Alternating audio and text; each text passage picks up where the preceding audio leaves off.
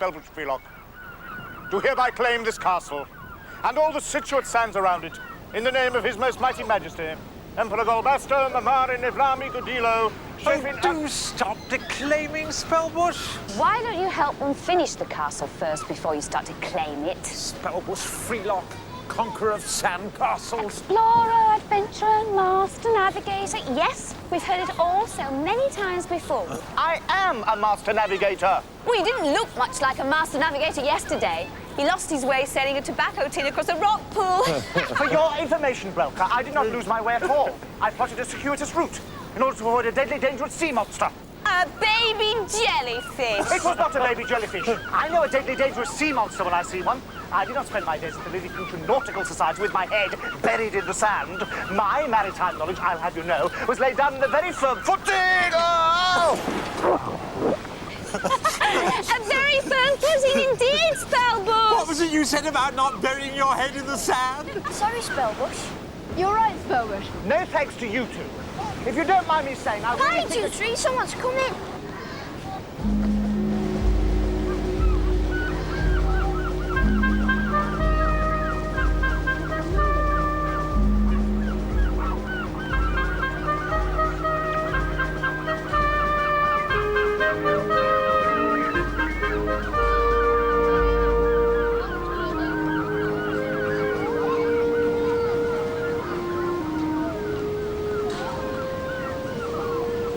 Start rebuilding it, I suppose. The sooner the better. Before the tide comes in. I'm not. Who's coming for riding the donkey? Oh, yes, please. Yes, please. Hop in. Not you, Fistron. So, this is where you've been hiding yourself. A right rare ship-shape good morrow to me, ma. Alice, provided the weather don't take a turn for the worse, there'll be a blustery nor'wester blowing up over yonder bowsprit. Or my name bain't Capney. Ha! Do stop play acting, Harwell. I've no time to spare for your childish fancies. No childish fancy, sister. I am keeping an eye on the Garstanton brats. The old goat safely in the land and nod. The young slavey is dipping her toe in the ocean briny. Flaunting her lower limbs for the ogling eyes of all and sundry, I'll be bound. Shameless brazen hussy. Control your animal passions, Harwell. Remember who you are and who your parents were, and don't indulge your baser instincts. I have the girl brat in my sights now, sister. She's having a donkey ride. Finding more means of parting the old fool and his money. There's no more than the old fool deserves for allowing it. Where's the boy? I have him, sister, I have him. Playing at sandcastles. So, a ragamuffin girl wastes money, while the urchin boy wastes time. I fancy you've still not spotted any of your precious fairy folk with that spyglass. Not yet, sister, not yet, but they're down there somewhere. You be sure of that. Yes, I make no doubt of it. As sure as we would discover mermaids swimming in the sea, and Neptune sitting on the ocean floor, had we but time enough to look for them. Come along. Where to, Sarah? Home.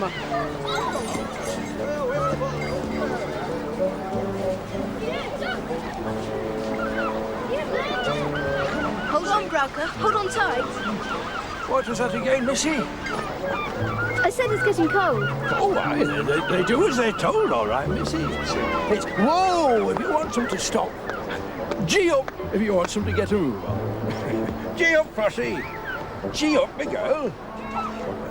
Most of the time they does as they're told. Some of the time they has ideas of their own. Come on, Frosty. Come on. Come, Isaac. Come on. Looks a mercy. I'll say this much for you, young fellow, me lad. You weren't at the back of the queue when I was handing out day and mark cheap and impertinent. Well, why won't you then? Tell me that. Give me one good reason why you won't. Give me one good reason why I should. I'll tell you mine. It's William. William Tufnell. 19036911. Private Tufnell. William. Bill for short. Ah. I'll tell you my rifle number if you want. It's HG 432. I don't want to know your rifle number. All right, I've told you my name. Now you have to tell me yours.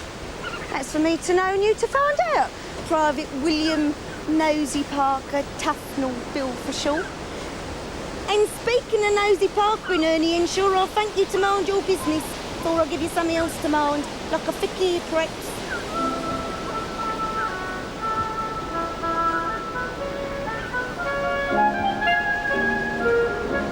Well, you might at least look as if you're working, Fistrum. What's the point of building something that's not going to last 5 minutes? We are Lilliputians. Lilliputians, and proud of it. Remember the Lilliputian proverb? Great orchards from one plumstone grow, and great cities spring from a single structure. There won't be any great city springing from this structure, Spellbush. Look behind you. There's the tides coming in. All the more reason then to get it finished quickly.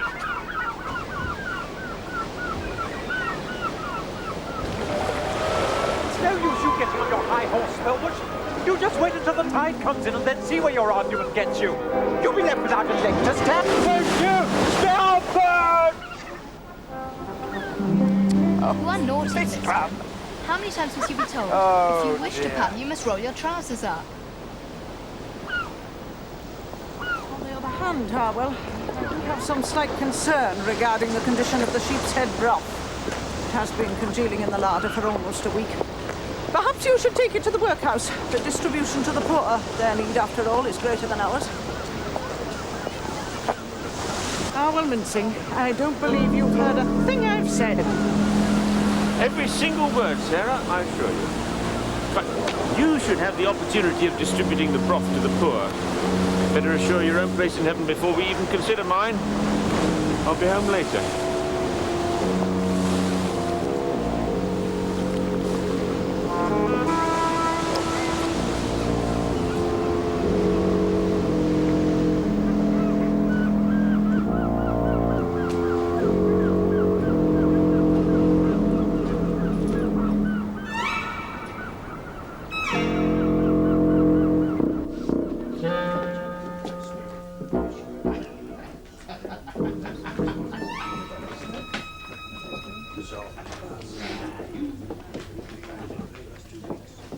Belay there!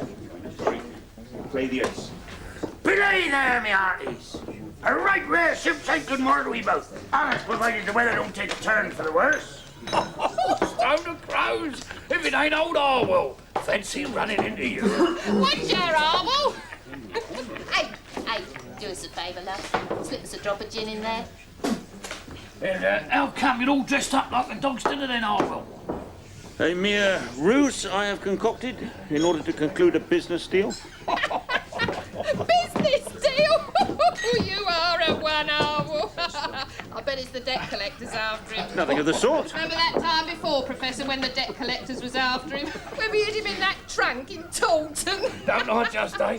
Don't I just? And if it ain't the debt collectors, Lady Olga, I'll owe you even money, it's the bailiffs. It's nothing of the kind. How about that time in Bridport when the bailiffs was after me, and we bunged him under that big brass bed in that back bedroom?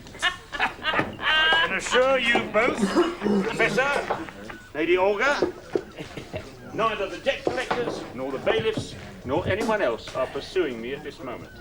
Change is as good as a rest, Arble. We believe you are, Walt. Fathers wouldn't.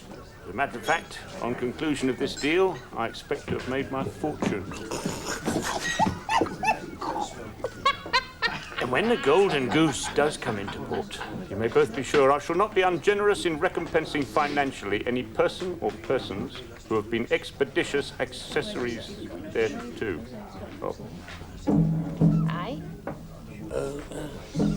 What can we do to help you, Orwell? What are we on this earth for, if not to hold out an hand to an old friend? Not here. So I'll be seeing you later on then. You keep telling me you will, but I don't remember saying so myself. Well, I'll be there if you'll be there. Well, you will turn up, won't you? That's for me to know and you to find out, Billy Tufnell. You'll just have to wait and see, won't you? Whether or not your luck's in. You still haven't told me what they call you yet. No, and I ain't not likely to neither, not yet a while. This afternoon will do for that. 3 o'clock sharp then, on the pier. I'll see you then. If I ain't got nothing better to do, you might. Perhaps it'll be me what don't turn up. Then you'd have a shock. hold on a tick. It's Millie. Millie Lottersby. Millie and Billy. What a turn-up. See you later, Millie. 3 o'clock, Bill. I say, steady the bus. Here. God bless myself. Is that the time? It's Emily. Millie, lunch. Come on, Annie, we've got to go. You three stay here and keep out of trouble. Here, spread this out. You can have it for a tablecloth. If you don't mind, little girl. It's all right. It's clean. I haven't blown my nose of it. Oh, in that case, thank you.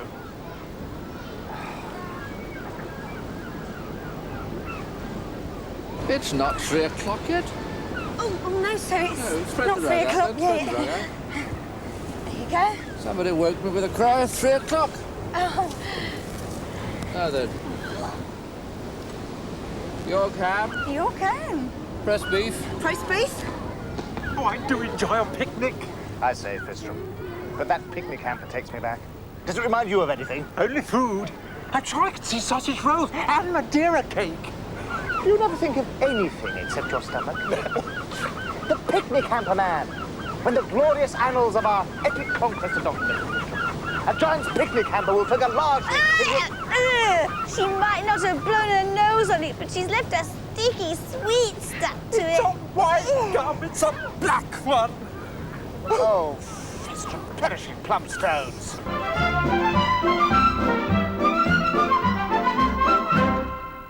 It's, what's the word for it? Different. Sort of a tangy taste. Spot on, Lady Olga. Tangy, yes. And different. Different, yeah. What did you say it was again, Harwell? Sheep's head broth. Matured sheep's head broth. It's my sister's speciality. Is it indeed? Is it indeed? Then perhaps you would pass on our compliments to the good lady, true Lady Olga. Oh, true indeed. Express our thanks for providing us with this lovely meal and having us sit at a lovely table. Oh, better still, ask her to step out here so we might pass on our thanks ourselves. Oh, what a lovely thought, Professor. Unfortunately, she's out at the minute. What a pity. Still, never mind though, eh? We could, still drink her health. We could indeed, Lady Olga, we could indeed, with the greatest of pleasure. If only we, You, wouldn't have a little drop of something handy, would you, Arvel? So's we could have a toast. Hang on a minute. I think I know I can lay my hands on the very thing. It might have been all right if it'd been hot.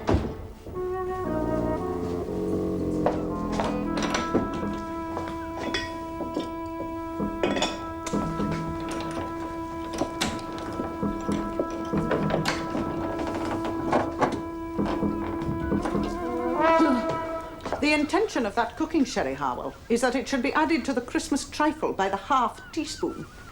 Father did not lay down the entire bottle for that riff-raff reprobate pair to carouse upon. Well, just a glass apiece, Sarah. Nay, Harwell, not so much as a thimbleful. Well, they're friends of mine, Sarah, from the old days. Friends? I have heard it said, Harwell, that a man's character may be judged by the company he keeps. If so, there is very little hope of your salvation. Professor Otto and Lady Olga, Sarah, are show people, like myself. They may be rough diamonds. Diamonds, indeed. If that pair of ruffians are diamonds, Harwell, then I thank the Lord that my sole concession to jewellery has been Grandmamma's Whitby-jet crucifix brooch. Don't be uncharitable, Sarah. Uncharitable? Me? I have just come from the mission house, Harwell. I had called to ask the minister how I might best succour the needy of the parish with my sheep's head broth. I return home to find that my own blood brother has squandered that very dish upon a pair of worthless, shiftless vagabonds who have guzzled it down to the very last drop. And you talk to me of charity? That pair of worthless, shiftless vagabonds, Sarah, have the means at their disposal to make our fortune. Listen to me. I have listened to you, Harwell, to my cost too many times before. Once more. Just this once. And I promise you, you'll end up rich enough to feed sheep's head broth to every pauper in the land. Sufficient sheep's head broth, Sarah, for every workhouse inmate to bathe in. Ah, swim in, if that's your pleasure. I'm listening. The Professor is the possessor of a certain seaside sideshow, Sarah, which I guarantee will hold the full attention of those brats. Now, if we could borrow that seaside sideshow, Sarah, just for an afternoon, and situate it at some suitable spot on the seafront. One question, Howell. Yes? Does this plan entail your dressing up again in yet another of your childish costume disguises? Because if so... No, Sarah. No disguise on this occasion. At least, not so far as I myself am concerned. Still do not appreciate, Howell, why I must needs parade myself in harlot's clothing, while you, it seems, may strut around as no one but yourself. I should have thought the answer to that was obvious, Sarah. Because I shall be inside the booth, practicing the art of puppetry. That's the way to do it! That's the way to do it! While you're outside the booth, in full public view, ready to snatch at opportunity. Look out.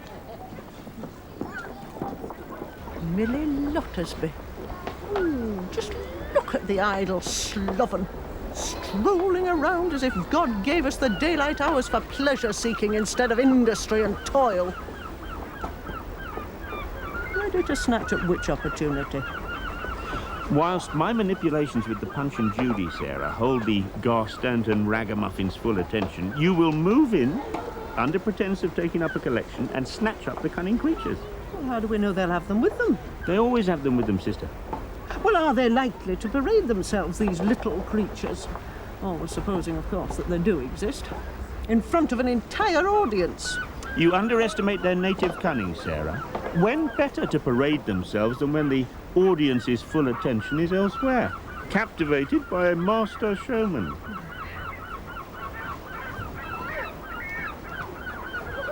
Sound the drum then, Sarah. It's time to set our wheels in motion.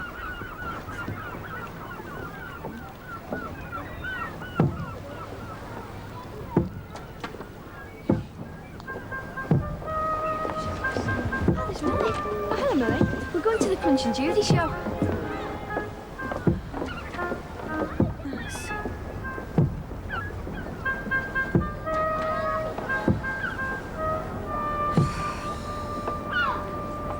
Roll up! Roll up! Professor Otto's extravaganza is about to start. Roll up! Roll up! Enough, sister. The brats have taken the bait. We have them on the hook. Yes, so I can see, but I still don't see no signs of your fairy folk. Little people, Sarah, not fairy folk. And give me 5 minutes to get the entertainment underway, and I shall draw them from their cover.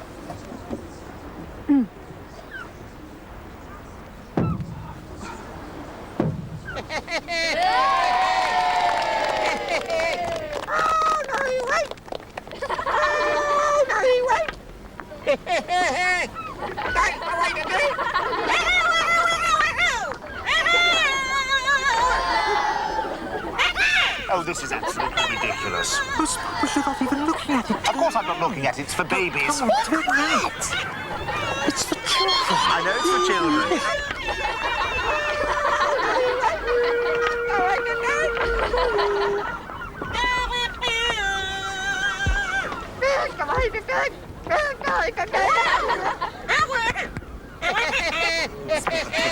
Spellbush! Not now, Broker. This is excellent entertainment. Spellbush! Look!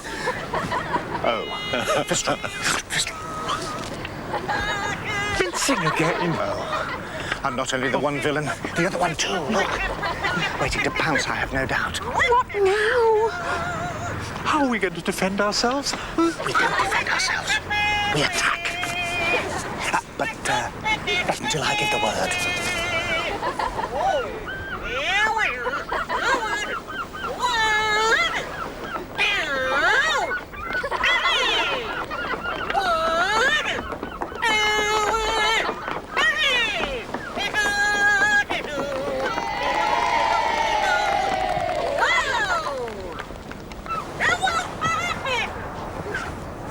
Go for strong. Go, Broker. Go on.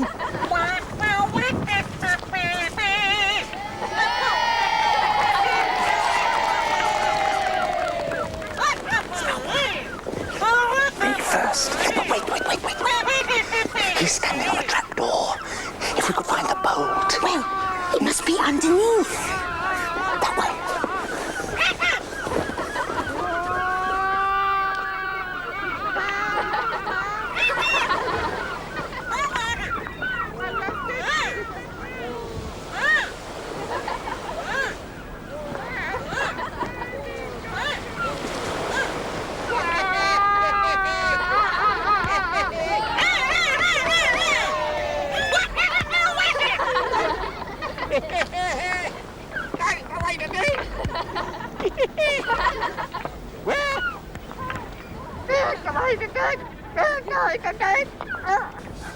Don't drop the baby down there! There it is. You won't let him drop the baby, will you? Don't you dare! Naughty, naughty, naughty! Naughty, naughty, naughty!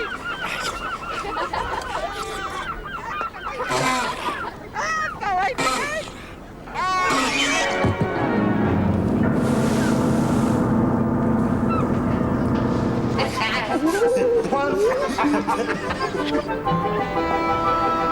Oh, well.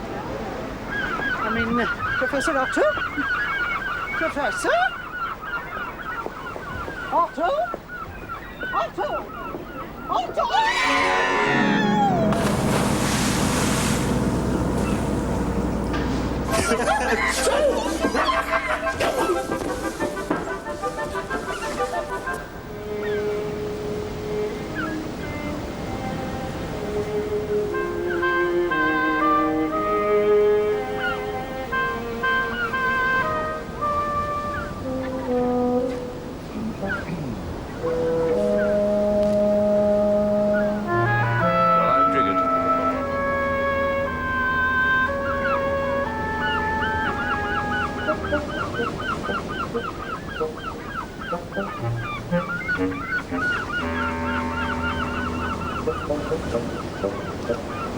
Quite the wrong day for a swim in the sea, Miss Mitchell.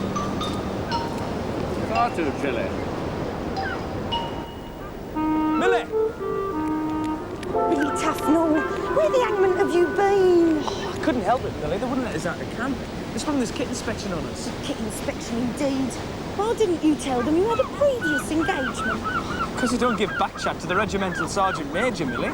I would. I'll tell him straight. Oh, I'll tell him to his face. I bet you would as well.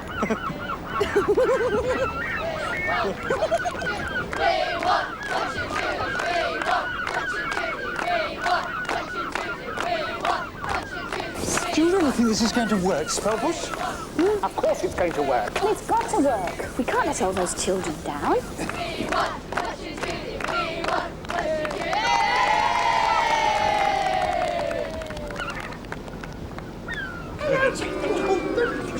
Stop treading on the end of my feet. Just do it.